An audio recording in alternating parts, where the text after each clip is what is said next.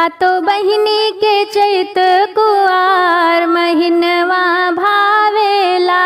सातो बहिनी के चैत कुआर महिनवा भावेला। मोरी मैया के चैत कुआर महिनवा भावेला। 9 दिन चैतवा में 9 दिन कुआर हो। 9 दिन चैतवा में 9 दिन कुआर हो। गम गम गम के लामाई के दुआर हो। गम गम गम के लामाई के दुआर हो। अरे नवरात्र भिड़िया पार महिनवा भावेला। अरे नवरात्र भिड़िया पार महिनवा भावेला। सातो बहिनी के चैत कुआर महिनवा भावेला। निमिया के पेड़वा पे धरिया दियाला। निमिया के पेड़वा पे धरिया दियाला।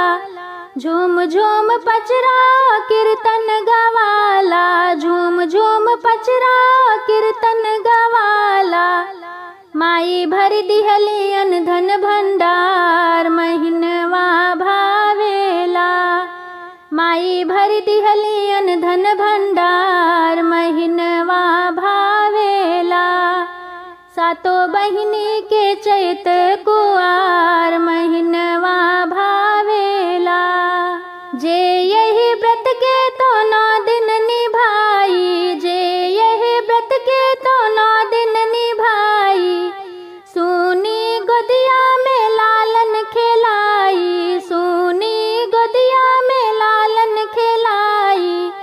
मोरी मैया के ममता पार महिनवा भावेला। मोरी मैया के ममता पार महिनवा भावेला।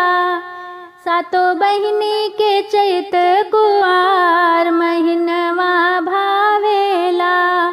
मोरी मैया के चैत कुआर महिनवा भावेला। नव दुर्गा के चैत कुआर